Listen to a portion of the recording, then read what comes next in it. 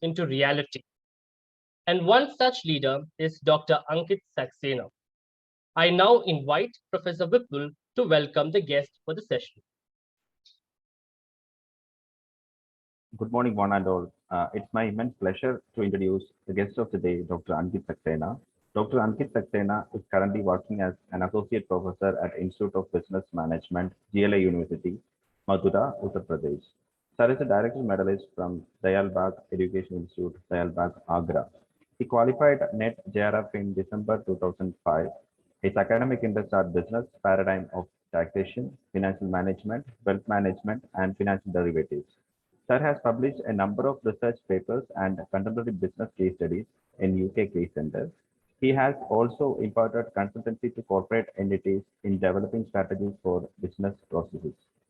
Dr. Ankit Saxena has also visited various academic institutions for interacting with the students for imparting insights about emerging paradigms in education as well as motivating them for understanding the relevance of education in their career building. Sir, we are highly grateful to you having amongst us to share your immense knowledge with us.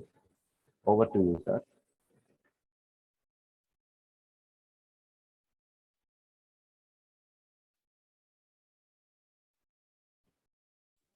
Great.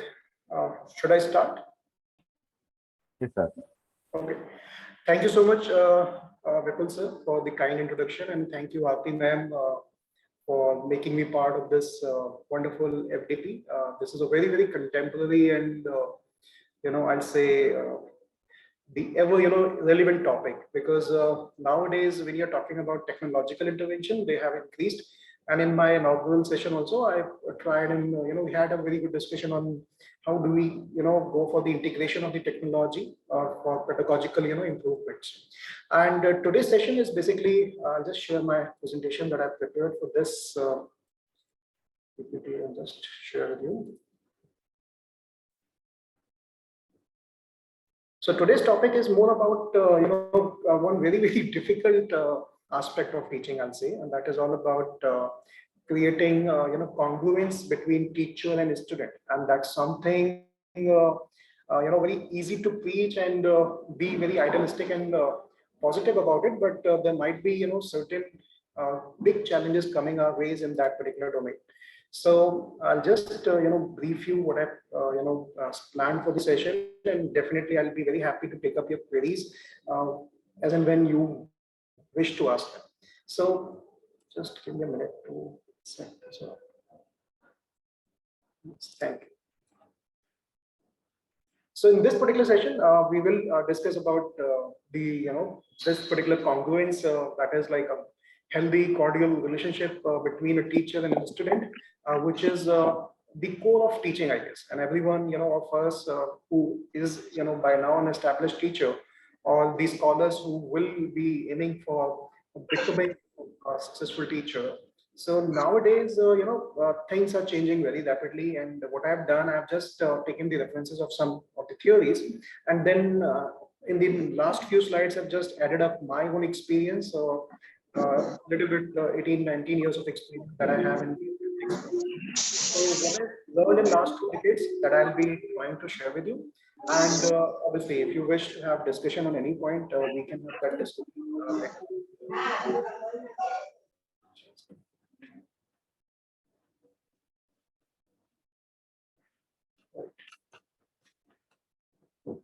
So very first thing, the congruence, that's a very, very fancy term, and it's basically talking about rapport of a teacher with their learners.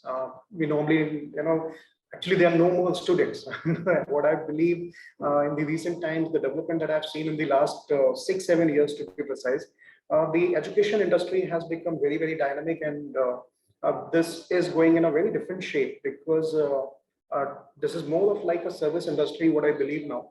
We are concerned for the quality parameters in service delivery, as well as when you talk of education, when you want to impart quality education, this resembles a lot with any other service industry, because the facilitator, the quality of the facilitator, the infrastructure, the smartness of the infrastructure, the new ageness of the pedagogical tools that are being used, all play a very very important role as in any other service industry. So you have to like congruence is taken up in a very very wide manner, and I'll share my own experience related to this term. So you have to maintain a balance, you have to go for the uh, compatibility, and even again I had this habit of discussing any theme, as I discussed in the first session, that we normally discuss among our friends, and sometimes these boring intellectual discussions when we are part of. So this is very very debatable thing. Congruence in ideal sense might be you want to have a very good positive rapport and relationship with your student, but is it feasible? That's what we'll also try and explore during this particular session, and that's why I said it is the most important and the most difficult part, I believe, for a teacher. You might be good at your content, you might be extraordinary in terms of academic skills, but if you're not connecting with these learners in the class, the purpose probably will not be solved. So in that case, this congruity is playing a very very important role. So yes, no significant learning can occur without a significant relationship, and this I've experienced. To be honest, I've experienced this in GLA itself. I have been interacting with 14 of the batches which have been my academic journey at GLA. Before that, I was doing my some personal things. So then also I had interaction with 5-6 batches. So in that case, so what I have understood, if you don't have a positive, significant relationship, sometimes it's very very difficult to connect with that class, and eventually be successful in imparting the education. That's what has been my learning in that small span of time. So we see and we share these fancy things about a successful teacher. And let me be honest, when I started my first teaching assignment, it was during the Junior Research Fellowship awarded by UGC in 2005. So when I started doing that, and before that I was taking some unofficial kind of coachings and all. So it was not that serious. I was not serious about it. I was just exploring how can I be fitting into this particular setup. So when I entered in my first class, as any new entrant for any new career, domain, obviously when you enter, you want to be the best. And I had some visions. In the childhood, I remember I wanted to be a very, successful cricketer. And I guess 90% of the boys in their, childhood must have done this. What I'm saying, that you normally, walking around at your roof and you're visualizing that your team is in a very difficult situation, impossible, impractical situation, and you are winning your game, for that particular country. And every boy has this fantasy of doing something like in their mind for sure. And obviously that was one of my childhood fantasy, that India one day will be requiring sixes in last over, and I'll be the one who will be hitting it. So we all do that. We all do that. We all at our levels have different levels of fantasies of our careers or what we want to do in the future. My 8-year daughter, has she's very inspired by seeing these astronauts, and very keenly, following all those updates.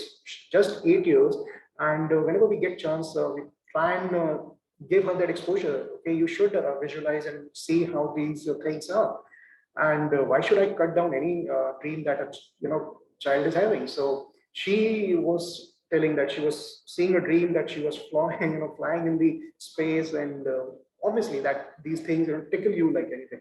So when you wanted, I entered in the teaching. At day one, I asked one question to myself, and everyone does that: will I be a successful, a good teacher?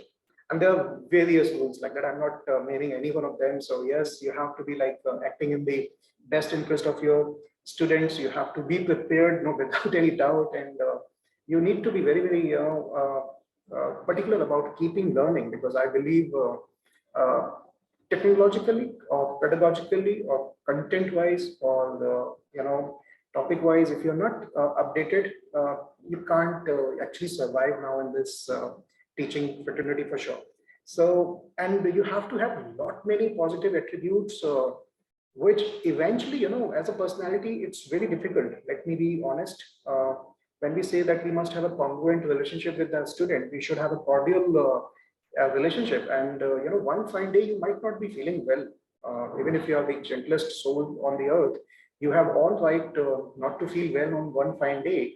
And if students are not aligning with your mindset, uh, these are difficult times. These are difficult times. We are professionals and we are supposed to, carry this not too big, but a constant smile on our faces and deal every stupid question, that might come from any intellectual brain, and you have to answer with the, dignity, because every question that is thrown at your way, has to be respected.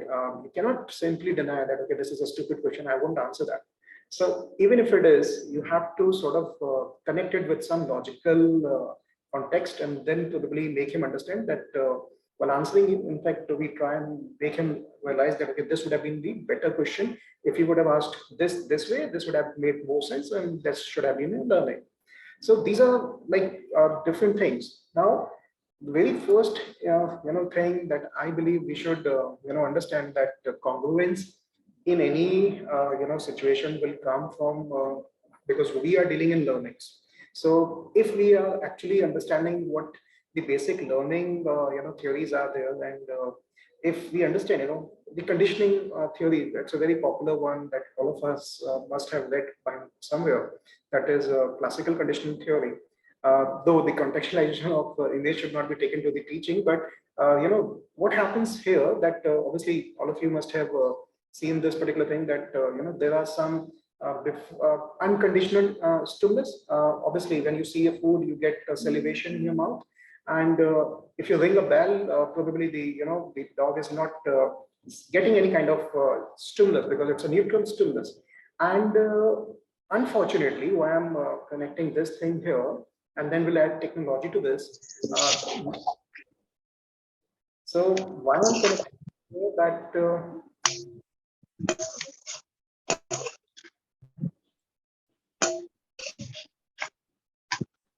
just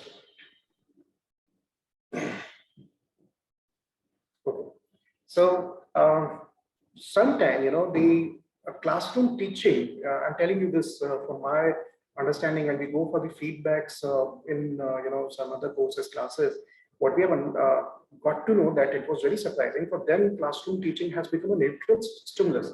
And imagine if it happens, how you can ensure the effective academic delivery.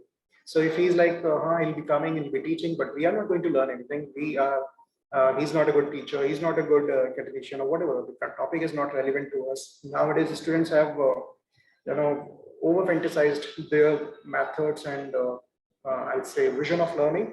So that's something, to be inspired by someone is very fine, but to be inspired by someone without any logic, it may not make sense. So we hear, nowadays, like all these successful entrepreneurs, were college dropouts.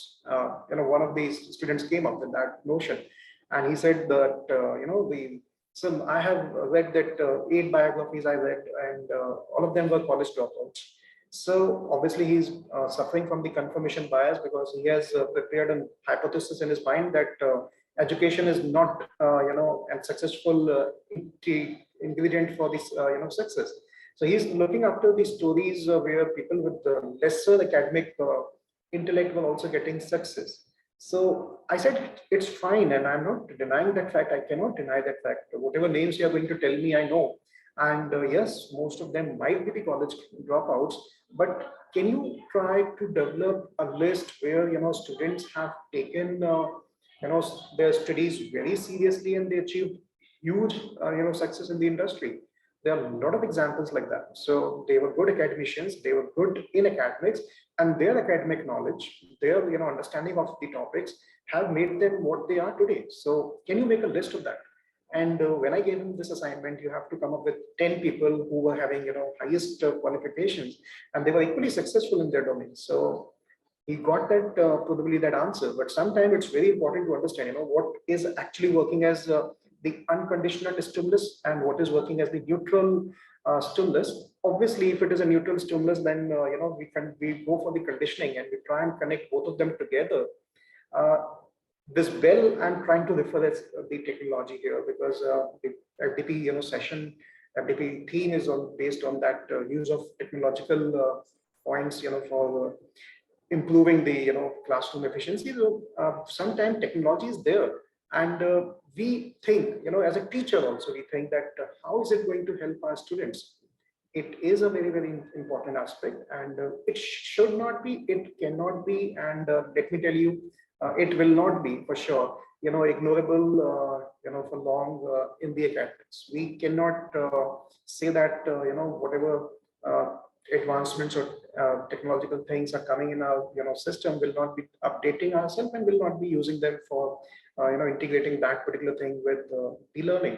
So ultimately, after conditioning, even in this experiment, what happened that when, every time bell was ringing, the food was being given. So dog came to know that, okay, every time bell will ring, I'll be getting the, food. So this conditioning happened.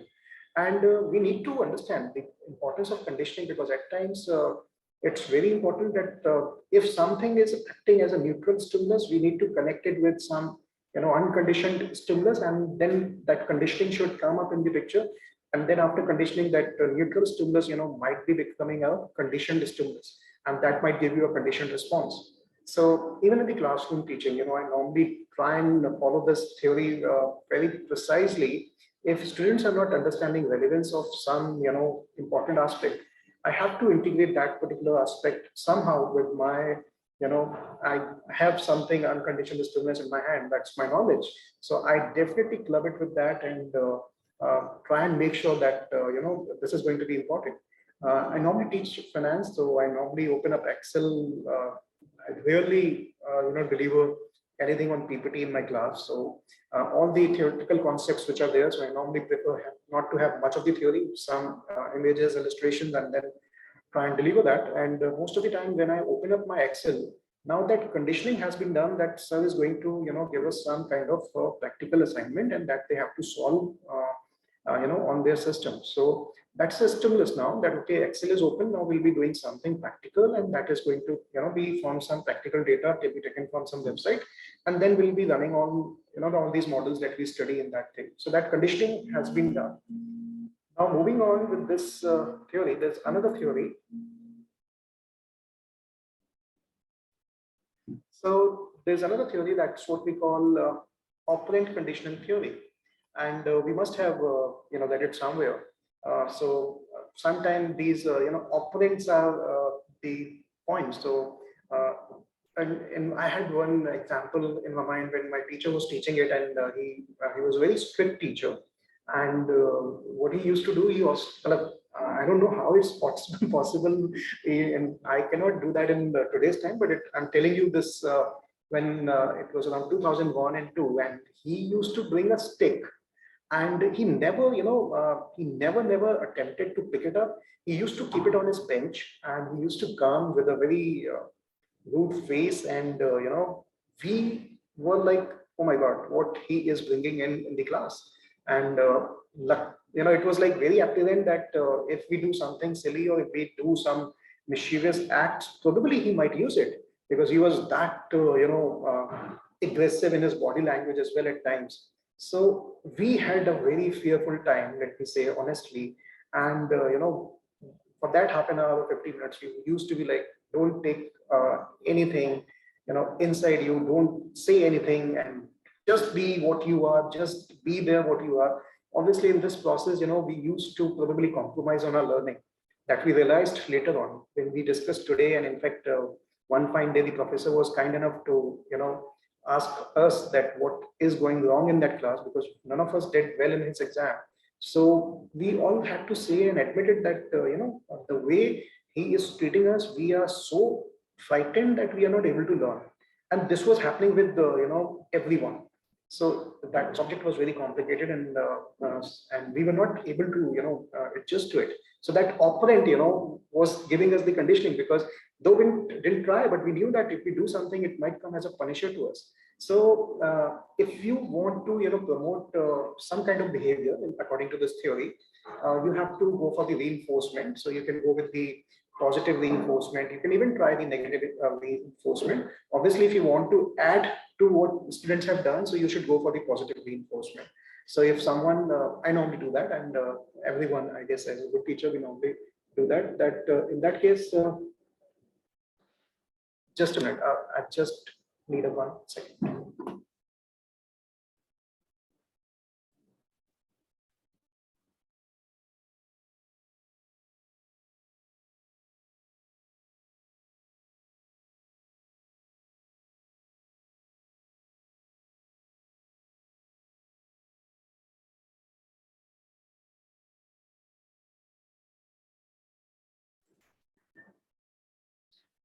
So if you want to, this positive reinforcement and negative reinforcements are very, very important techniques. As a teacher, when I was saying that we normally give them some assignment, and if someone does well, what I started doing, I just started giving them a letter of appreciation. And this is not a very regular exercise. This will be like once in a trimester, or at max, 2 or 3 times in a trimester. Because if you increase that frequency of positive reinforcement, like everyone is submitting an assignment and you are getting, you are giving positive reinforcement to everyone to just to please them, to make congruence in your relationship, this might go in a very, very different way. So that positive reinforcement will actually lose their value. So you have to make sure that it's giving in a way that is making it, keeping it in the shape of positive reinforcement for longer time. So I started giving it, and what I, realized by doing that, the students, had this, psyche and the method that, okay, we want to get that letter once in the trimester from the sir. So even the good students are fighting, and even the average students are fighting. And I can pick up any good point, and this might be the presentation part. One of the candidate, tried solving my assignment on some different software, which I didn't tell in the class. And he said that, sir, whatever you discussed on that particular software, I tried on the next new software, and this is what output I'm getting. And there were a few additional things as well in this thing, and I'm not getting it, but still I got it. So I just want to ask you this. I was so happy hearing that, because if you are experimenting with something and you are trying to explore it to the newer techniques and newer softwares or something like that, it's always commendable. So as a teacher, obviously, though he was not an academically bright student, so it's not always the ranks or the CPIs that should matter. So he was lying in the average category, but I liked his effort, and that reinforcement was given to him. And that keeps him motivated. That keeps him motivated, and suddenly these things work. And yes, if you want to weaken, some traits, obviously you have to use punisher. And sometimes punishment, even can be positive punishment. So if someone is making some notorious activities, or sometime one student was doing some weird stuff in the class, so I can give him a positive, punishment also. I just gave him a book to review, and it was, I knew for him it is a challenge, because he cannot read a book. And I literally told him that if you want to appear in the exam for this particular trimester, you have to complete this particular book. I can ask any number of page randomly and any number of line randomly, and you have to explain that particular line in front of the class. And it was difficult for him, though it was not a very lengthy book. It was a very small handbook, around 70-80 pages on successful traits of investing. So he learned something, and at the end he came and he said, so thank you for giving me this punishment. And I learned a lot, many things when I read it 3-4 times. And sometimes these things might happen. So you have to probably, you need to use these opponents. Technology is another very, very significant opponent, let me tell you. You can use the technology, as well nowadays as a tool to use these kind of things, because technology makes everything very fast. So these, appreciation letters, these punishments, these negative reinforcements, everything can be done very, very fast. I normally have a dashboard created for every batch that I enter with. So normally students have the full-time assist. So they are able to, obviously it's a Google link, nothing like a very fancy thing. So it's a Google link where no one can edit anything. They can just view what I'm updating there. And whatever assignments I'm taking, whatever quizzes I'm taking, whatever projects I'm taking, this is my responsibility now, that I should be getting the feedback promptly on that particular software of the Google sheet that I prepared. And this is visible on real time to the students. Once anything is updated, they get a notification as well. So, so they come to know that assignment scores are updated. We do have something on our LMS similarly as well, that we can release these scores whenever we wish, like Google Quiz form allows us. So idea of doing all this is, some of them are obviously getting negative comments, some of them are getting positive comments, but they are updated where we are standing. So in my, this operant conditioning technology is, playing a huge role. Let me tell you very clearly. Initially, when I was not relying on the technology, all these things manually, takes a lot of time, and you never know if you are pasting it on the, outside your cabin on the notice board. Someone might even tamper it, someone might even, tear it or something like that, or even they might not come to see it. Who bothers? Who cares nowadays? So in that case, uh, this is like very, very important to understand that technology has made these conditioning processes, immensely smooth. And another very important aspect that as a teacher we must focus, and that is Bandura's social learning theory. And see, ultimately, if the learning is, going on the correct direction, let it be via conditioning, let it be via operant conditioning, or let it be via social learning. If you are able to create that conducive, environment in the class where students are not, feeling any kind of burden, and they are actually able to participate and learn. And I'll share what my takeaways are in my last 17, 18 years of academic experience. So what I have understood by that, that if you give them an environment which is conducive to learning, they will learn. And if you can somehow create, and see, it's a reality, I won't shy away from the reality that it's not possible everywhere. It's not possible with every batch. It's not possible with every student. uh, I have a very, very clear mindset in this. And when I enter in a class, right now I'm taking a class where around 80 students are there in a class. So in that particular class, what I normally do, I enter the class and I tell them very clearly that, see, I understand out of 80, all 80 will not be aligning with what I'm going to do. With my methods, with my approaches, that has been my, understanding of last 13, 14 years at GLA and before that. So ultimately, what I have, decided that I'll be very, very open and vocal about it, that if half of you, aligns with my mission and vision, I'll be very happy. I'll be proud enough to, say that I did justice to my job in this particular session. Last batch, we have a dedicated batch on financial market and banking, and uh, the placement in finance domain, obviously remains a challenge for any B school, unless and until you are coming from straight away from IIMs and some top B schools.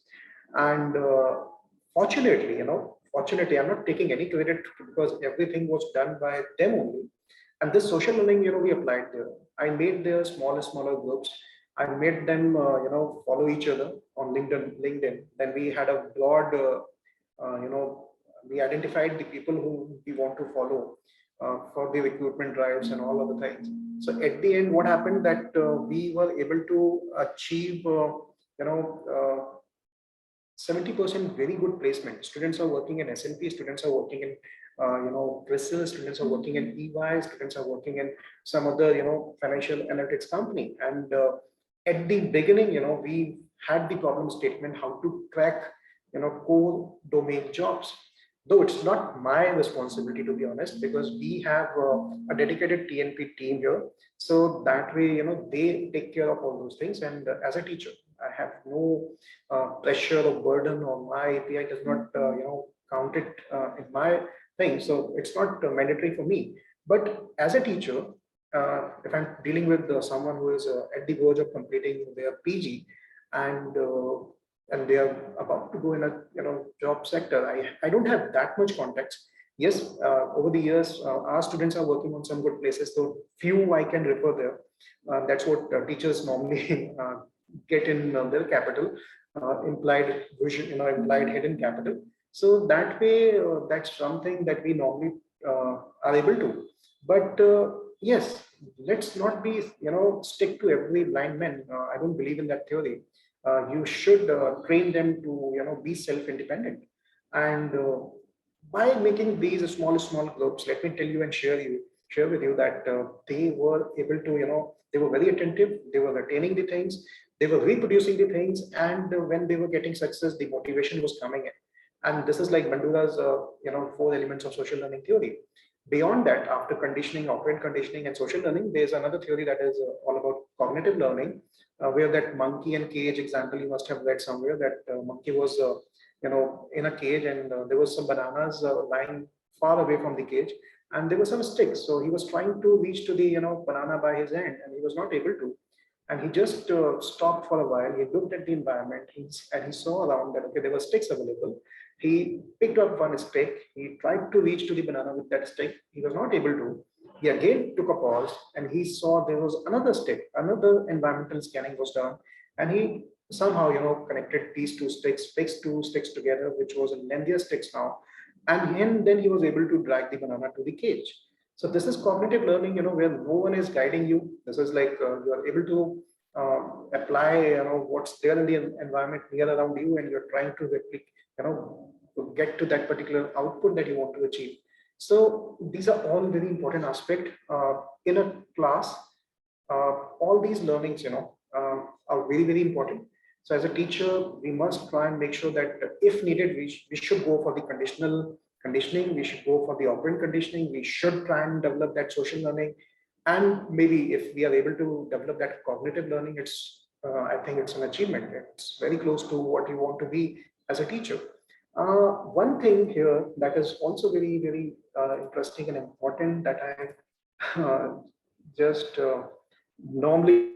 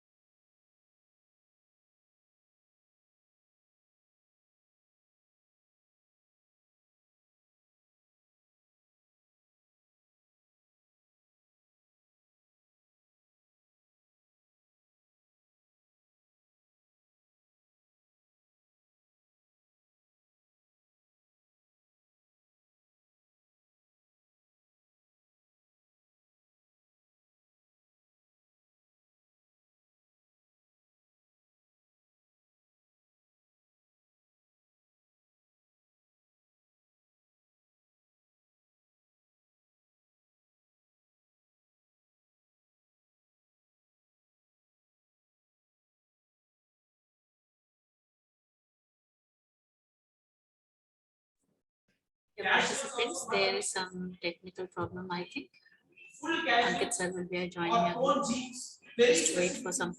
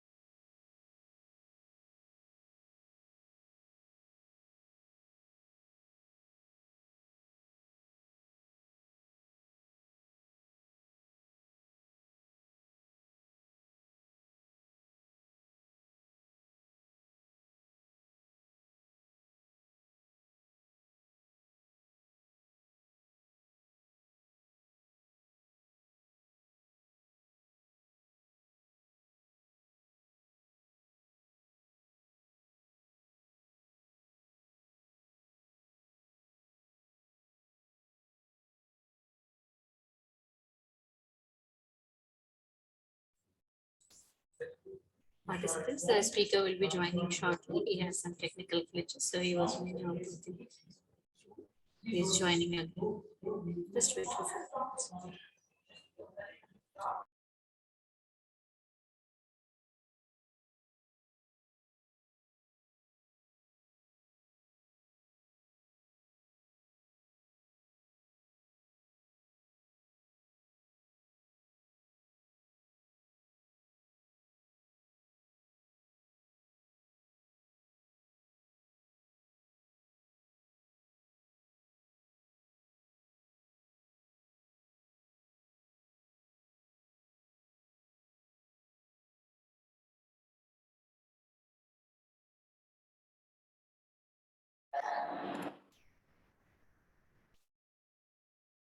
Yes, sir, I'll make you the host.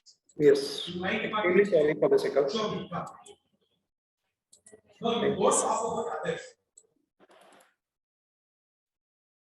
Actually, there's some exam going on at our floor, and he just disconnected the internet recipe.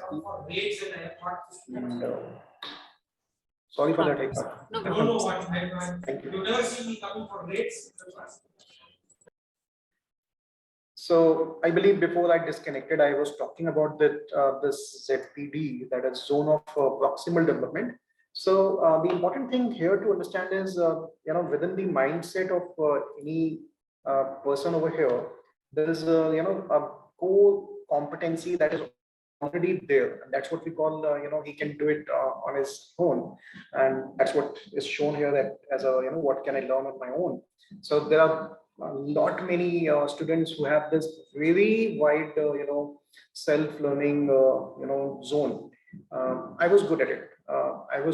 Because I remember my teachers used to teach, and I was good at grabbing the things very quickly, and I was like keen enough to go through the books. At our generation, I believe most of us used to do that. I'm not saying that today's generation is not doing that, but the proportion of the students, those who opt for it, that has slightly has gone down. I rarely see students nowadays going to the library, trying to explore what are the textbooks, good books available in that zone, because this is the downside of the technology. I'll say that everything is available on their one click. So they normally try and reach out to that particular source which is in their hand all the time, that's technology.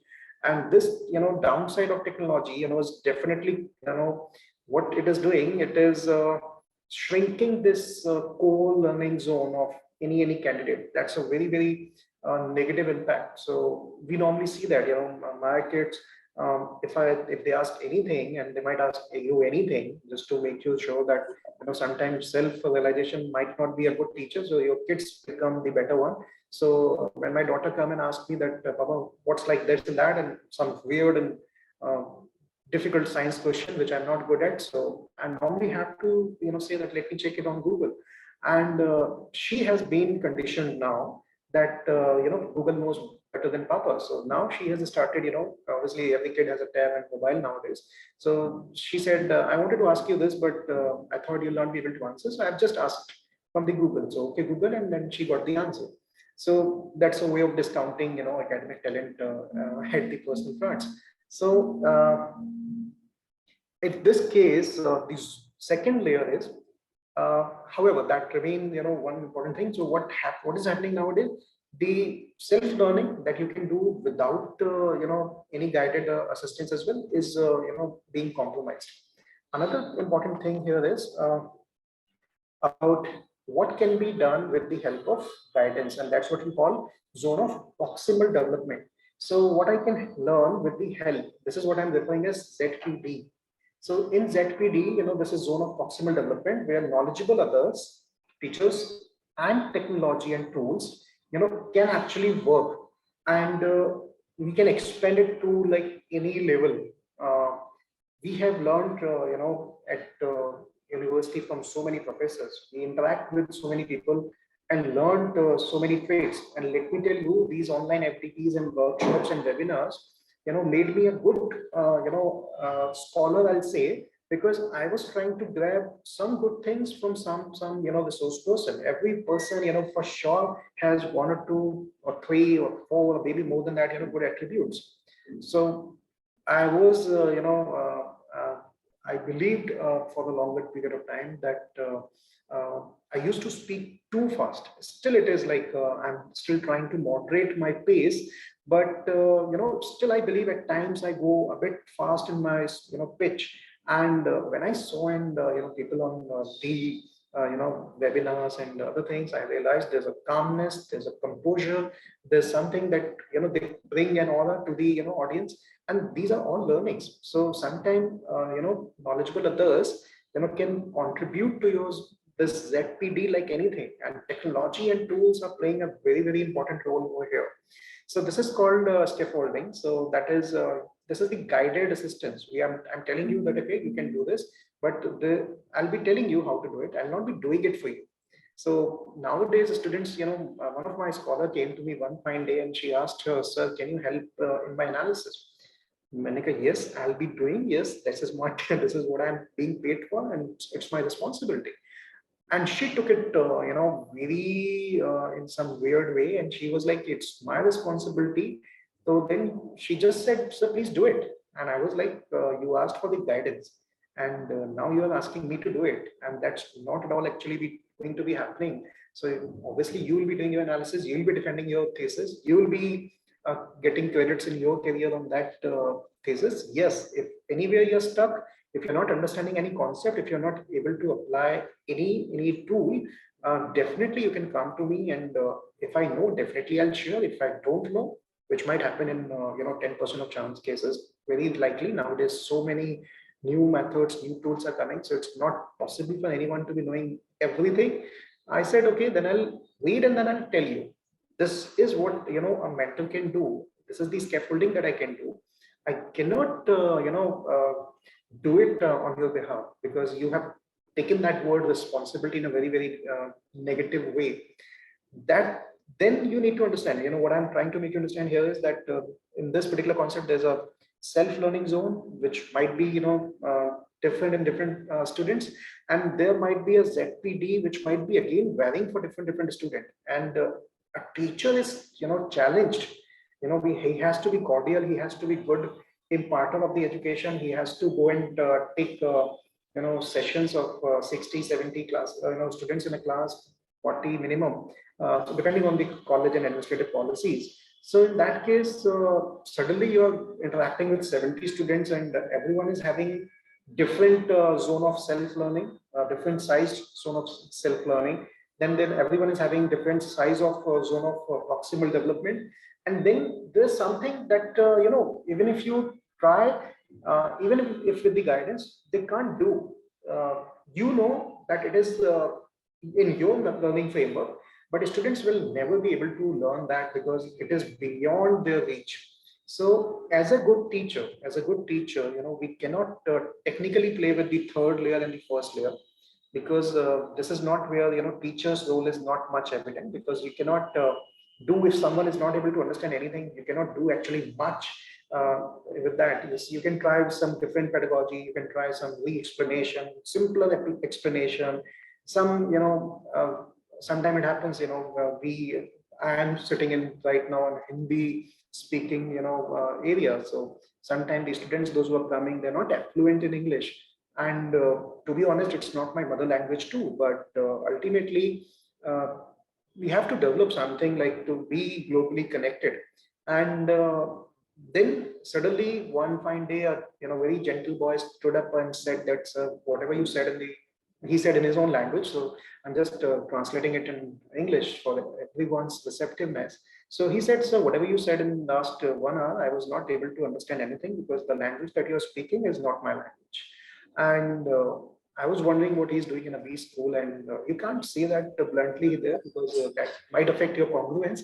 But you have to, deal with these difficult cases at times, because they have their, defense mechanism. Because what they believe, let me tell you, the student psyche is altogether very different. They believe nothing is beyond their reach. They believe, their self-learning zone is the only zone that is available there. And this ZPD, only comes into picture when you have some kind of receptivity. When you are admitting, yes, there are people knowledgeable, which might be near about you, and they are the one whom you can learn with. There are technologies, there are tools which are making these, concepts, application, more viable. So let me learn everything there. Today, when I'm teaching Python in one of my class, and he was like, sir, why you are teaching us Python? And I was in the same tone, I asked him, why did you choose for this elective, Beta? I didn't ask you to choose this elective. This was an elective paper. You have, seen the title. It was mentioned in the title that you will be studying, financial modeling using XLR and Python. So it was written there that you'll be taught Python. In Python subject, I cannot teach you, something other than Python. So this, ZPD requires a lot of receptivity, a lot of, zeal to learn, from a student.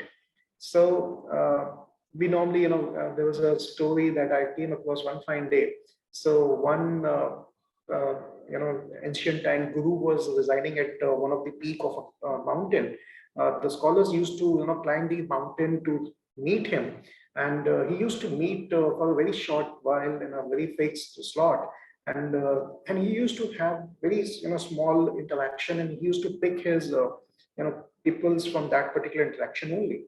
So one fine day, student came there, and this guru that was there, he asked him that what do you want to learn here?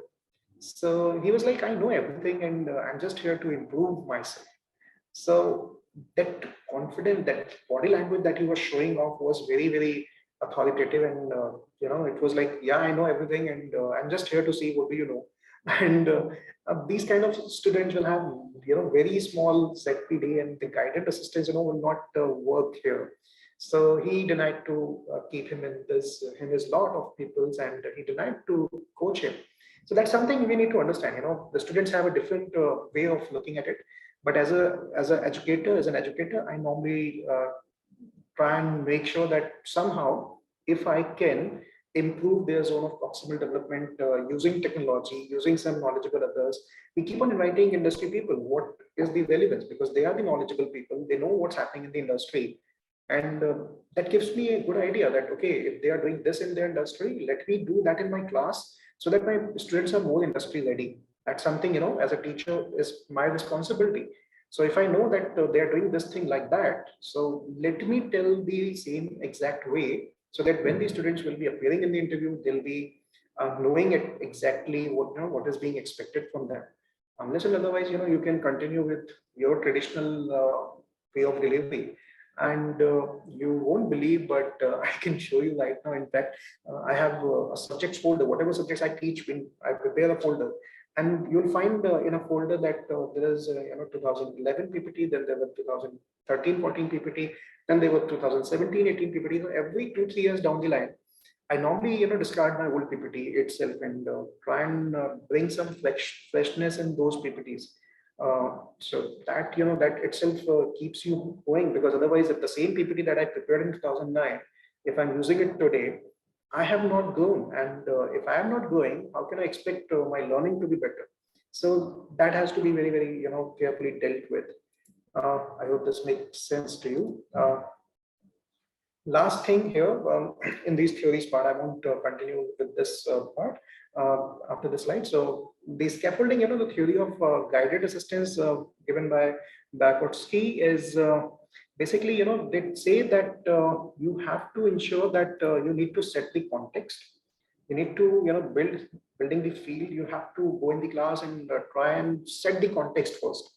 Never ever try to deliver a topic, without setting up the field, because then students won't understand what's happening in the class. Then you try and model the and deconstruction. You try and tell them all the analogies and taxonomy for that particular subject. Then these scaffolding, come into the picture. You have to go and jointly construct, because they'll face some difficulties. And let me honestly tell you, one thing that happens with a teacher with the passage of time, and that's where you have to think rationally, introspect yourself. Am I going with my pace, or am I going with my student's pace? I'm adding technology to my teaching now. I'm adding lot many stuff to my teaching now. Obviously, that addition, takes some time out of your classroom delivery. And eventually you start feeling like, okay, this is something I know from years. It is very easy. For you, it might be very easy. For the student that is in your class, he is studying that topic for the very first time. So eventually, you have to make sure that you understand this problem, that he is studying it for the first time, and try to empathize that when you studied this topic for the first time, what was your reaction? You can't recall every single class of your college time, but at least have that empathy that when this topic was taught to me, when this something like of this stuff was taught to me, what was my first reaction? What did I, get in that lecture? And to be on the other side, to speak from, dice to the class for 1 hour, for 2 hours, for 3 hours, maximum for 4 hours in a day is a different thing. The student who is sitting in the class, he's sitting there in the same class, maybe for 5, 6, 7, 8 hours. In our university, we run it for 8 hours. So when I go in the last lecture someday, it's like 5 to 6 p.m. And he is sitting in the class, since 10 a.m. from the day. Their faces are dull, they are down in energy, they are drawn, mentally, physically, and every way. And then you're expecting them to be receptive in their learning. Not possible, it is not going to happen.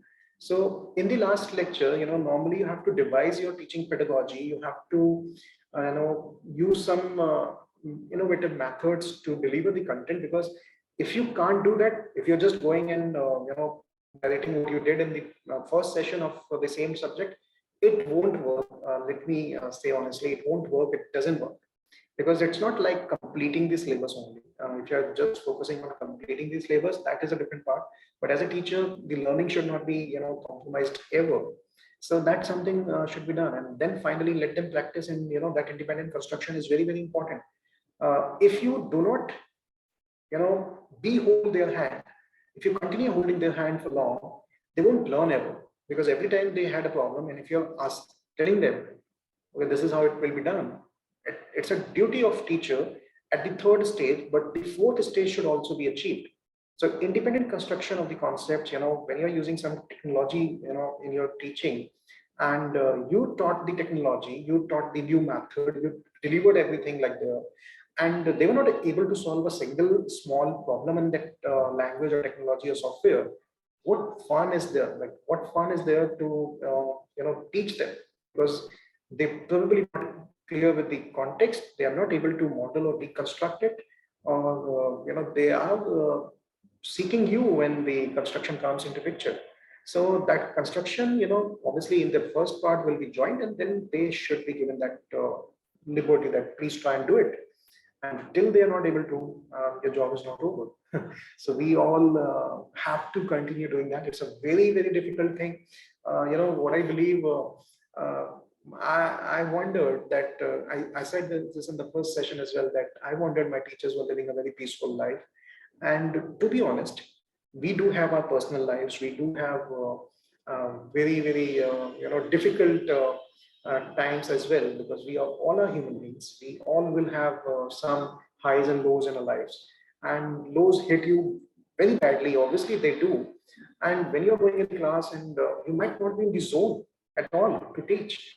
I was not keeping well last 1 month. Some health issues were there, and normally it used to happen with me, by now, that when I used to go in the class, I used to forget everything, because I'm so passionate about teaching that I love delivering the content. And somehow this time I was not able to, come out of that physical discomfort that was troubling me, and I was not able to deliver the way I wanted. I just completed my class, and honestly I know this, and I'm a very, very honest person in terms of confessing it, even in front of students. So I said them that last 15-20 days I have not done justice according to myself. So they were like, Neil sir, we were getting everything, we didn't feel anything like that what you're saying. So that's their perception, because that much mastery we have developed, that when your mamas are cooking food, so they know if something is like slightly here and there, they'll cover it up.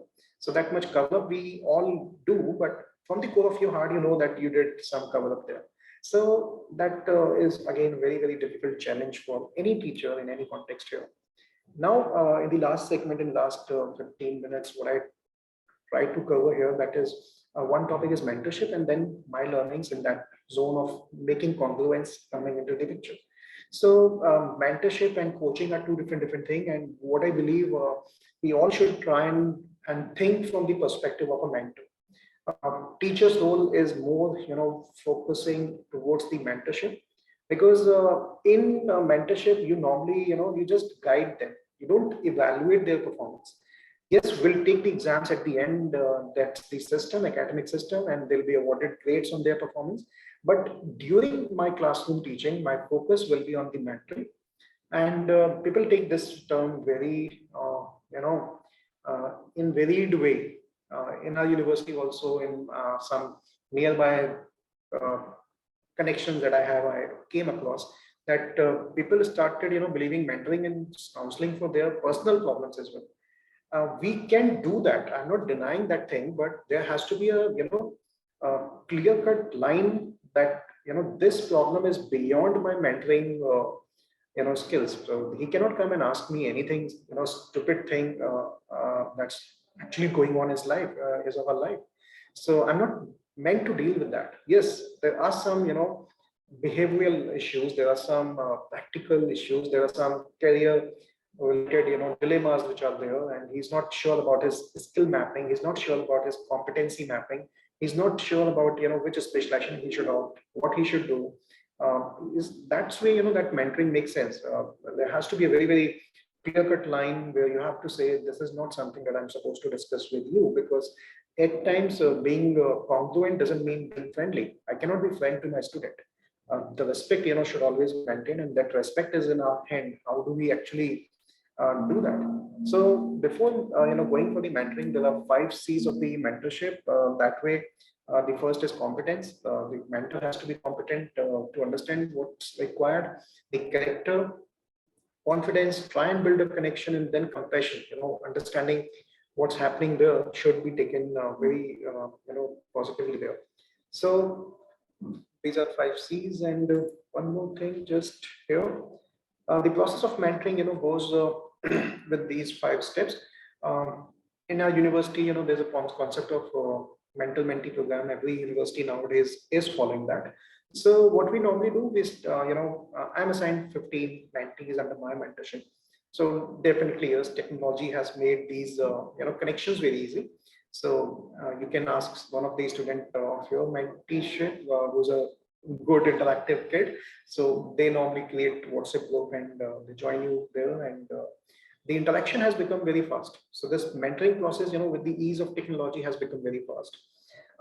Sometimes, when you want to interact and assist them, because right now they are in second year, they my first batch mentee. So I'm just trying to focus on their interview skills, how good they are in terms of performing when it comes to technical PI, and whatever little bit knowledge I have, I can share with them. That feedback is documented, and that way they are understanding what's the area where they can actually improve, and these things make the entire process very, very healthy.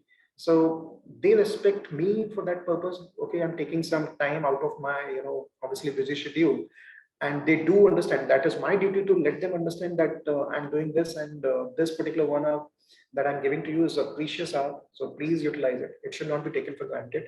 So then the relevance and the sincerity will be gone. So they normally know that, because whenever they'll come to my cabin, they'll not find me gossiping here or doing parties and not into some academic kind of acts. So obviously when they come and see, they see every time their professor is busy and they're doing their stuff. So they do build that level of respect for you, that okay, he's always busy, but still he's taking that much time for us. So that time is automatically valued. And that's what you have to sometime articulate as well as a teacher, I can say here. So you have to articulate that thing among the students, that the professor is giving them time, and it's something very, very precious thing that they're getting. I understand at graduate level this might be slightly tricky, because they just come from the 12th, and unfortunately the colleges that they see in the movies and web series nowadays, the world is entirely different for them. They come here, fascinating something like as if like he's the Varun Dhawan, and some Alia Bhatt is going to be near about that Varun Dhawan for all the time. So they fancy things in a very different way, which might be true and not true in different academic setup. So it is difficult. Let me be honest, it is difficult, because I'll tell you that in my one of later slides as well. So it is very difficult, to understand what's actually his expectations are, and are we trying to be congruent with someone who is not in our zone? So that's something we need to understand as a teacher. It's not an easy trait, I said in the beginning. So you have to establish the objectives. You have to understand, normally, what I'll share this teaching practice, and please do it, and you will love the output. Let me tell you very honestly. Nowadays, what I'm doing when I'm going in the class, day one, before starting anything, initially I used to go and highlight my skills. Today you have to market as a teacher as well. So you have to tell them that you're a good teacher. Then only that environment is created. So initially 10, 15 minutes, that marketing has to be done, I believe. So because that way they'll understand. And it should be a marketing which should not look like as a marketing. That is another important trait. So very first day, now what I do when I enter in the class, there's some quiz that is ready on that particular subject. Basics, the prerequisites of that subject. There's a quiz on that particular topic. It may be a physical quiz, it may be a Google quiz or Kahoot quiz or whatever. So method can be anything. Technological methods bring some kind of energy, as I told you in the first session. So there'll be a quiz on day one, and they'll participate in that. And that score will not be taken into their credits. That is not part of their any assessment. That is what we call assessment zero assessment. And that gives me an idea where actually that class is standing. So this is like, before starting the class, the prerequisite that everyone must know. And as a surprise, you just try and, take that feedback. Let me tell you, my teaching pedagogy, has changed altogether after this particular exercise. Because when I used to go in the class, I used to assume that they know this, and they know that. And unfortunately, when you do this kind of exercise, you come to know exactly where your students are standing. So when you're explaining a technical concept and you're asked a question in your assessment like that, pre-assessment, you'll come to know they don't know or they know. Because if they don't know, you have to build that concept as well, because then the complex concept, will be understood. Otherwise, if they already know it, and if you are building from the basics, assumingly that they don't know it, that also doesn't make any sense. So this is something that I've incorporated in my teaching style from last year only. Let me be very, very honest about it. And I never did that before that. I was like, probably it didn't appeal me, this idea. But I experimented with this idea one day, and the response that I got, opened up my eyes, and it was like, okay, these are the areas where students' knowledge is decent. These are the areas where they don't know anything, majority of them. So obviously you have to use technology for this kind of analysis as well, right? You cannot do it manually. So you have to sort of integrate technology for that assessment score. So I'm good at Excel, so I just put that quiz in my Excel, and there was a template to evaluate component-wise score, and the Excel template gave me.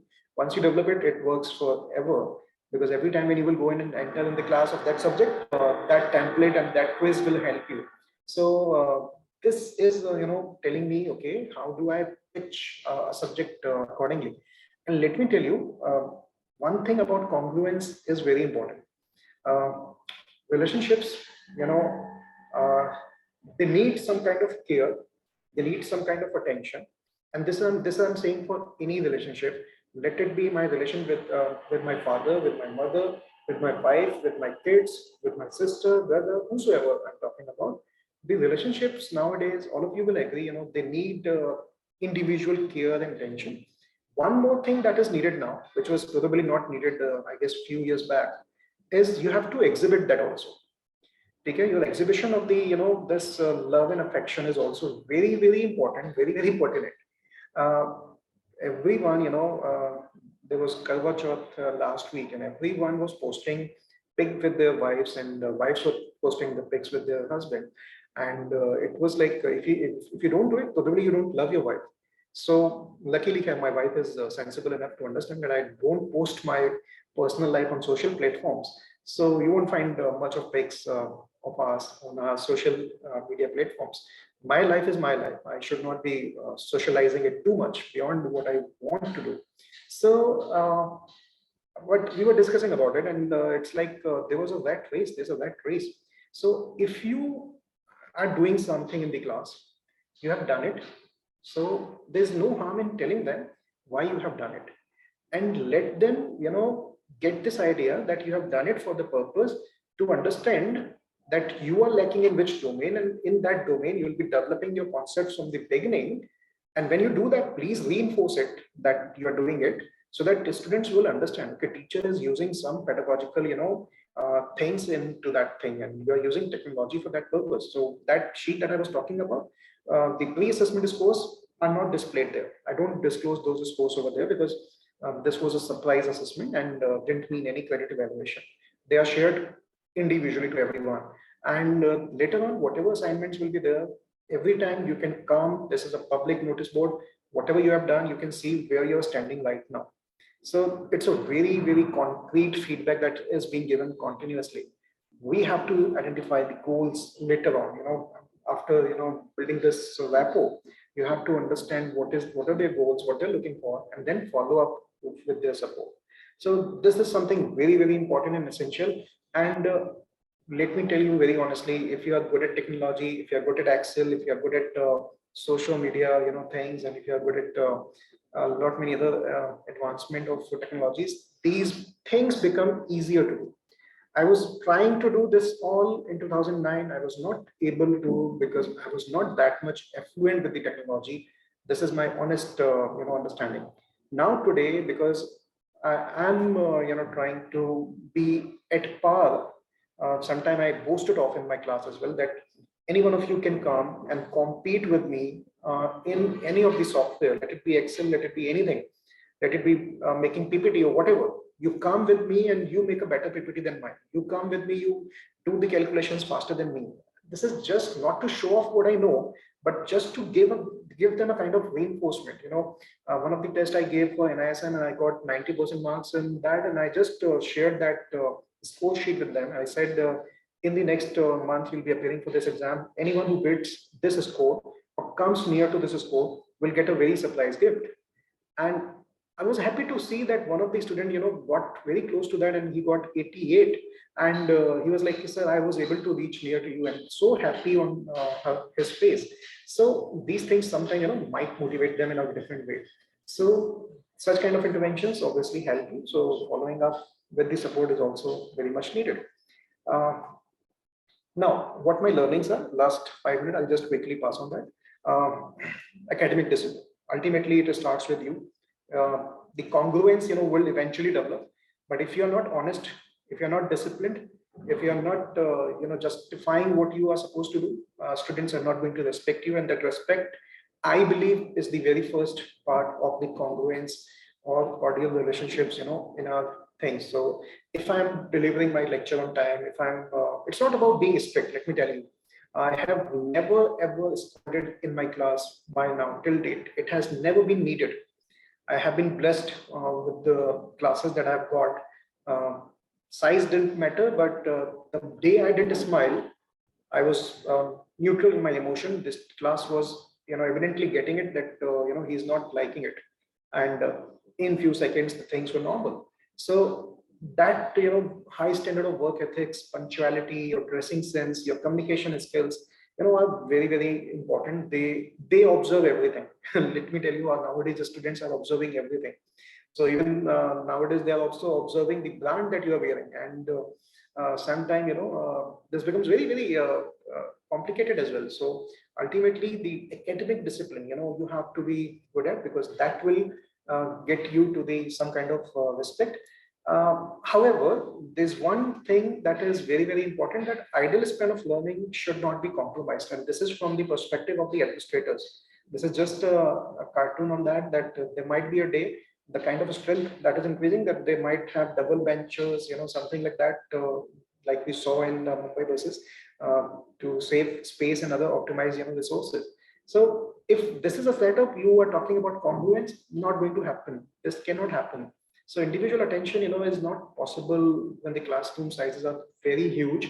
So sometimes, the administrators might be focusing, you have to build a rapport, you have to tell this, you have to do this. We are here to do that, but you have to give us the optimum class size. That's the responsibility of the administration, and we should be very vocal about it. I am very vocal about it. So next thing is infrastructural support. So when you're talking about, infrastructure, it is very, very essential that whatever classroom, you're talking about technology, and if you're not getting smart, boards in your classroom, if students are not having the infrastructure where they can actually work on the laptops simultaneously, charging ports should be there in enough numbers, internet connectivity should be there. So then only these, things will make difference. Otherwise, yes, technology is a big facilitator, but if technology is missing from the classroom, you cannot integrate that in the classroom. So you have to arrange for that thing. One more thing that I've understood, and everyone who's there in this teaching profession, you have to love what you do. And this is a very, very lovely quote from the Cho Young, that teaching is not my job, it's my passion, and getting better at it is my job. So you have to be like that, and the passion, more passion, will definitely bring more compassion in yourself, and definitely it improves the teacher's quality, and that leads to the better relationship with the student. As I was discussing, there are a lot many things going in the students' tender minds, and maturity level of students vary to the extreme ranges nowadays. There are extremely mature students as well. There are extremely non-mature, immature students available. So how to deal with this extremalities, is a very difficult challenge for any teacher. And how much technology you can integrate into this, but ultimately this is a trait where your interpersonal skills are most important. So yes, technology is a facilitator, but we cannot depend on it fully. So there are the people, are going for artificial intelligence mapping, EQ mapping, and all. Things might get complicated at one point of time, and you might drop the idea of using and doing anything. That should not happen. So it's a very, very difficult trait, as I said in the beginning. Yes, this is something that is in our hand, that we can make our class very participative. Everyone should be, alert that he can ask me anything, any point of time. So, and if they don't respond, if they don't listen to you, there has to be some kind of negative reinforcement, some kind of operant used, so that they don't repeat it in the next class or next attempt. So there was a student who was never responding to my queries, and he knew that every time that I'll be asking him first. At one fine day, he came to me and he said, "Sir, I cannot answer your queries. Don't ask me questions." Whenever no, you have to say yes, no, whatever you know, but you have to respond in the class. I cannot leave you till you are in my class. Either you go and make sure that you get your section changed. So that's one way of dealing with these students. More focus on experiential learning, because if we are not offering them practical learning, they won't learn. And let me tell you, today when I get messages from the students, those who are placed in some good companies, they revert that they are doing something that they were taught in the class, and they thank you for that thing. Nothing can be more satisfying than that. So yes, if you just tell them, they are hearing, so they'll forget, and if they see how is it being done, probably they'll remember. But if they do, they'll definitely understand. Confucius has said that, and that's something very, very meaningful. Preparing for the classroom delivery is imperative, because congruence will come at the second stage. If you're not ready for your class, you cannot survive in the class. Nowadays, the students are not that decent, and they'll not let you pass your hour. Initially that was a term, let me pass this hour, then I'll see from the next hour. That cannot happen in teaching anymore. I remember in 2009 when I joined here, that I was going to my class, and two very, very bulky student, taller than me, and heavier than me at that time, and they were following. They were ahead of me, and I was just following them. And they said, "Someone new has joined. Let us take ragging of the teacher today." And I was just behind them, and I was. Let me tell you, I was nervous about the subject that I'm going to do. Deliver. It was a subject that I was given on the same day in the morning. It happened on that day, and she said, "Just go and take introduction, build the base, and tomorrow onwards you can start teaching." And they were having some different plans. And let me tell you, for the first time, I got scared, and oh my God, I'm at the wrong place. And yes, I was just 24 at that time. So it was a difficult minute for me. I recollected myself, and then I just thought, let me try my English here. And I just decided that I'll not speak a single word in Hindi here in the class.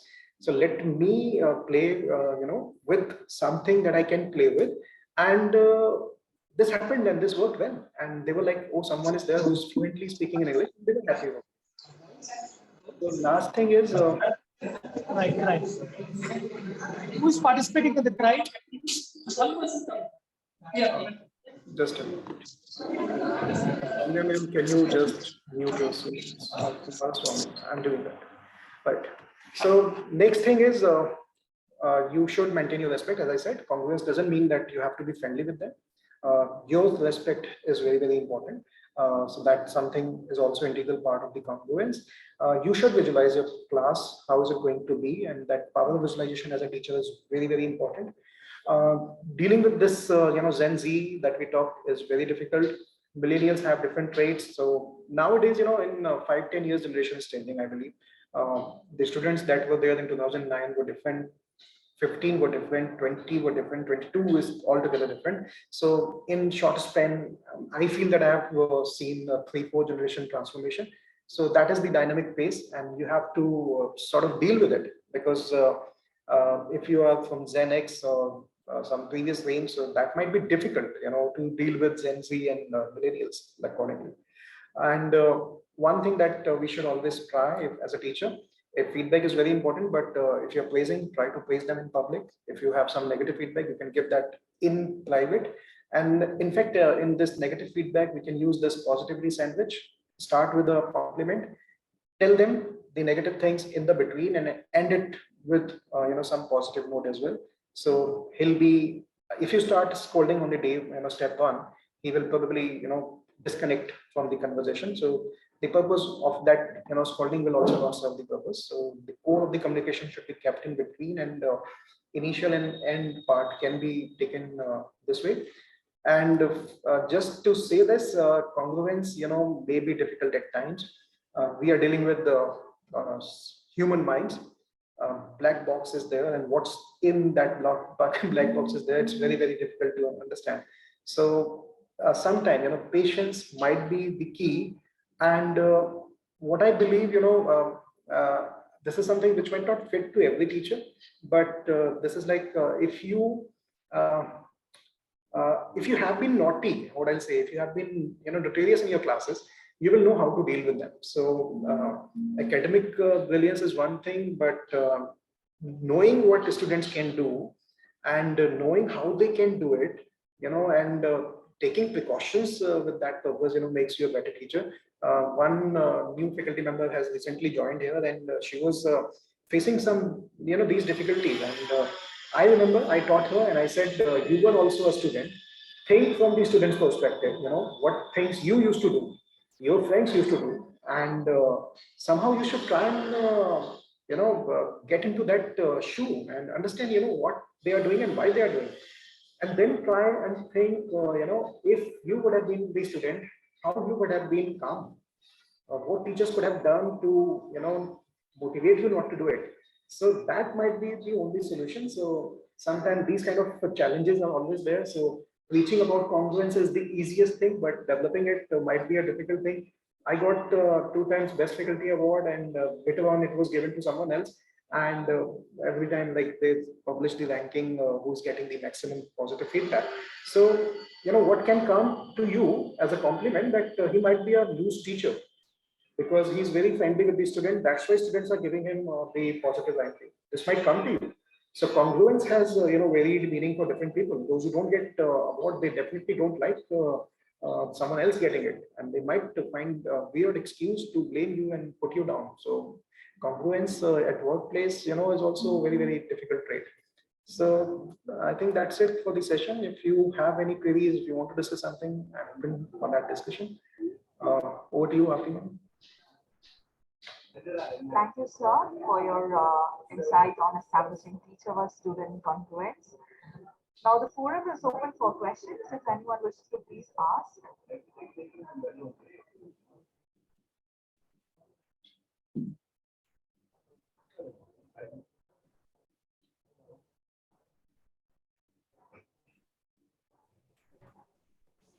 Dear participants, if you have any queries,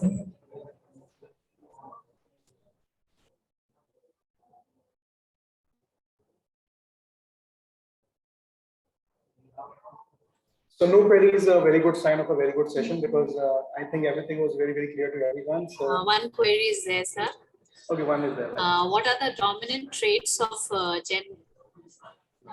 Generation Z? This is a very, very, these, I'll just take you to that slide. And this is very interesting that Gen Z and millennials, are having different traits. So this Gen Z, is obviously that generation that is coming after 1996, and they are having very different way of looking at the things, definitely very different from the way we look at the things. Luckily, I belong to the millennials, so I'm not far away from them. So my date of year of birth is 84. So not very far away from Gen Z in that case. But yes, the current generation that is there, right, which they are having, they are very prone to emotional imbalances. Even if you try and teach them something for their good, it is very difficult to make them understand that it is there for their good. So this emotional things are very difficult. The way they are being treated is very different.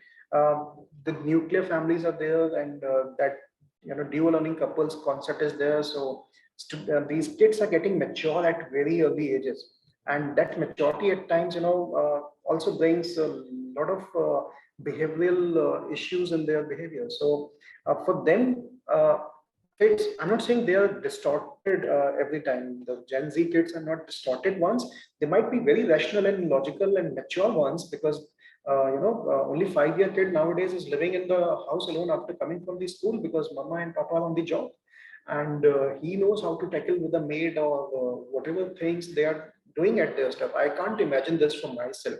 So they are when I was kid, I liked I need my mama around all me, all the time. So the kids are mature. They are getting more behavioral and maturity. Behavioral issues might be very different for them rather than for us. So that's the challenge for a teacher to deal with them. So that's probably the answer.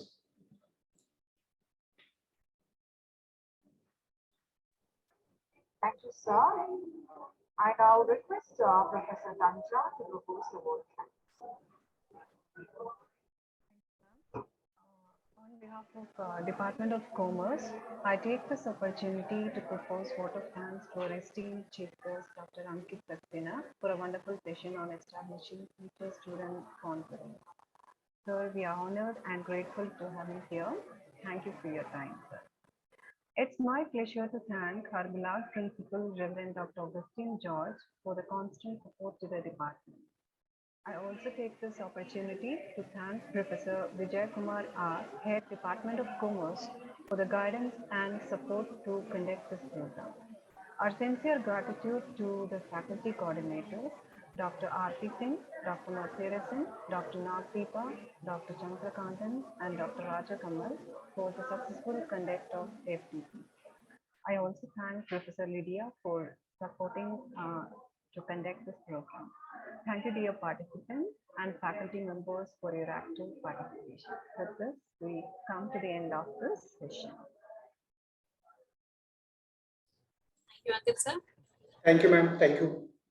Thanks. We'll end. And thanks everyone who is coordinating the event. I'm really thankful to all of you. And yes, all the very good wishes to all the participants. Stay tuned. Thank you so much, sir.